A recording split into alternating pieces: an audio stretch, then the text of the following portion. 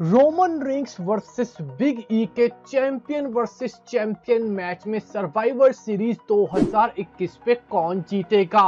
The field ने Roman rings को क्या जवाब दिया, बेकी लिंच ने शॉर्लेट फ्लेयर के बारे में क्या कहा, एडम पियर्स लेकर आएंगे एक नया फैक्शन, पैथ फीनिक्स ने ब्रॉन ब्रेकर के बारे में क्या कहा, फाइनली एक और इंडियन रेसलर ने करी WWE में डेब्यू और ड्रू मैकिंटायर अपने आप को गद्दार क्यों मानते हैं, करेंगे दोस्तों ये सब इस वीडियो में रिवील। मेरा नाम है नीतीश वशिष्ठ एंड आप देख रहे हैं WWE हिंदी एम्पायर चैनल। सबसे पहले दोस्तों बात करेंगे ड्रू मैकिंटायर के बारे में, जो अपने आप को एक गद्दार समझने लगे हैं। ड्रू मैकिंटायर का कहना है कि वो मंडे नाइट रॉ के चैंपियन थे, मंडे नाइट रॉ का चेहरा थे और मंडे नाइट रॉ और ड्रू मैकिंटायर का नाम उनके स्मैकडाउन में ड्राफ्ट होने से पहले एक साथ ही लिया जाता था।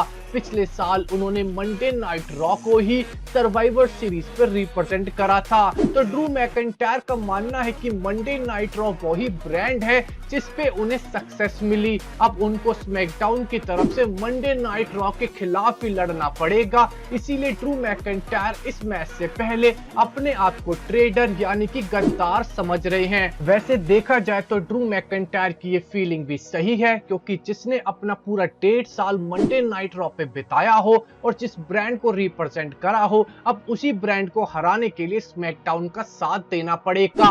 दोस्तों रेटेड आर सुपरस्टार एज के बारे में अब बात करें तो जब से उन्होंने यहाँ पे सऊदी अरेबिया में हेल इन अ सेल मैच खेला है, हमें रेटेड आर सुपरस्टार की वापसी होती हुई नहीं दिखी, जिसके पीछे का reason rated R superstar Edge ने खुद रिवील कर दिया। रेटेड आर सुपरस्टार एज ने रिवील करा कि अब इस उम्र में जब भी वो कोई WWE में एक मैच खेलते हैं, उन्हें रिकवर करने के लिए कम से कम 2 से 3 हफ्ते का टाइम लगता है और हेल इन अ सेल जैसे ब्रूटल मैच को खेलने के बाद तो उन्हें कम से कम 4 से 5 हफ्ते का टाइम लगेगा।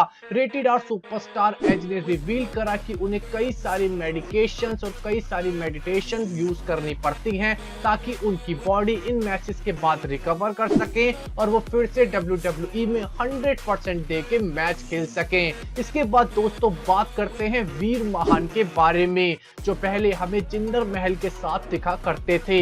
वीर महान ने दोस्तों अपनी WWE में डेब्यू कर दी है। वैसे और किसी नाम से वो पहले भी सुपरस्टार थे, पर दोस्तों वीर महान के नाम से उन्होंने रिसेंटली WWE के मेन इवेंट शो पे अपनी डेब्यू करी, जहां पे वीर महान ने जॉन मॉरिसन को एक सिंगल्स मैच में हराया। देखा जाए तो जॉन मॉरिसन के लिए ये काफी ज्यादा निराशाजनक है कि उन्हें वीर महान जैसे सुपरस्टार से भी हारना पड़ा, जो अभी एक काफी ज्यादा यंग सुपरस्टार है। अब बात करते हैं दोस्तों केविन ओवेंस के बारे में, जिन्होंने बीते मंडे नाइट रॉ पे फिन बेलर को एक सिंगल्स मैच में हरा दिया था। केविन ओवेंस ने अपनी जीत पर रिएक्शन देते हुए कहा कि फिन बेलर एक गजब का सुपरस्टार है, हमेशा से एक बेहतरीन सुपरस्टार रहा है, पर मंडे नाइट रॉ पे मैं बेहतर था, मैंने फिन बेलर को हरा दिया और मुझे जीत मिली। केविन ओवेंस ने यहाँ पे एक तंज भी मारा WWE को कि कितने टाइम बाद मंडे नाइट रॉ पे मुझे कोई जीत मिली है।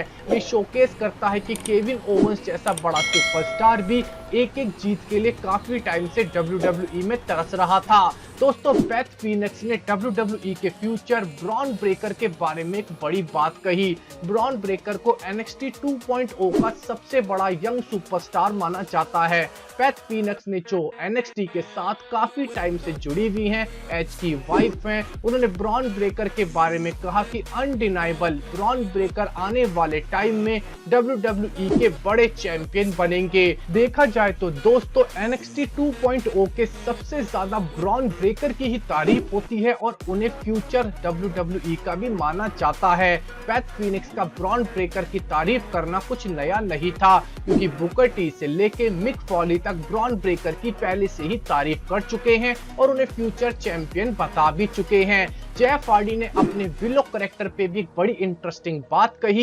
ये इनका TNA का करेक्टर जो वो WWE में लेकर आना चाहते हैं। विलो भी एक काफी ज्यादा मिस्टीक भरा करेक्टर है, इसीलिए जेफ हार्डी का मानना है कि अगर WWE उन्हें द विलो में कन्वर्ट करती है तो उनका करेक्टर बिल्कुल द फील्ड जैसा होना चाहिए, एक ऐसा सुपरस्टार जिसकी अपनी एक मिस्टीक हो, अपना एक ऑरा हो। इसके अलावा दोस्तों कर्ट एंगल ने शिंसुके नाकामुरा के बारे में एक बड़ी बात कही। उन्होंने WWE की बुराई करते हुए कहा कि शिंसुके नाकामुरा एक डिफरेंट लेवल का सुपरस्टार है। कर्ट एंगल ने कहा कि नाकामुरा को WWE सही तरीके से इस्तेमाल नहीं कर रही। देखा जाए तो सिर्फ 100 दिनों में एक ही बार नाकामुरा ने अपनी इंटरकॉन्टिनेंटल चैंपियनशिप को डिफेंड करा।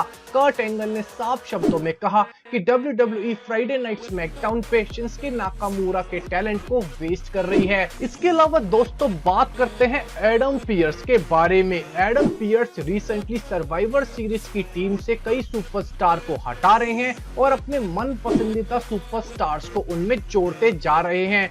एडम पियर्स ने ब्रॉक लेसनर से भी पंगा ले रखा है, उन्हें सस्पेंड कर रखा है। दोस्तों रिसेंटली WWE ने एक नया नाम कॉपीराइट करवाया है, स्क्रैप मेटल। तो दोस्तों कहा जा रहा है कि एडम पियर्स का WWE में फैक्शन होगा। ये एक फैक्शन हील फैक्शन होगा जिसे Adam Pearce Monday night raw और स्मैकडाउन दोनों में ही लीड करेंगे, जिसका एक सुपरस्टार का नाम पहले ही खुलासा हो चुका है, जिसे कुछ टाइम के लिए बॉडीगार्ड के तौर पे भी यूज करा जाएगा, वॉन वेंगलर, जो NXT 2.0 का सुपरस्टार है। दोस्तों इसके अलावा बेकी लिंच ने भी शॉर्लेट फ्लेयर के बारे में एक बड़ी इंटरेस्टिंग बात कही।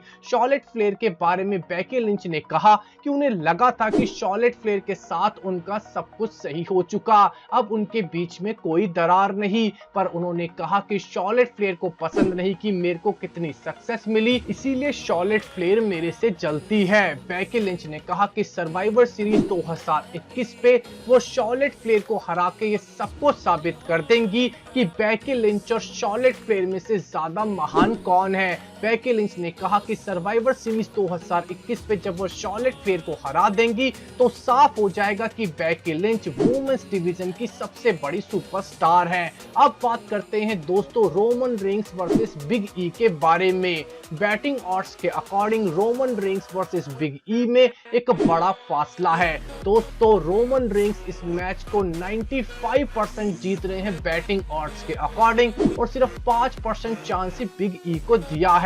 दोस्तों साथ में पॉल हेमन ने एक बड़ी बात कही कि Roman Reigns versus Big E के मैच में एक स्पॉइलर है, और ये है कि रोमन रेंस बिग ई को स्मैश करके सर्वाइवर सीरीज 2021 पे जरूर जीतेंगे।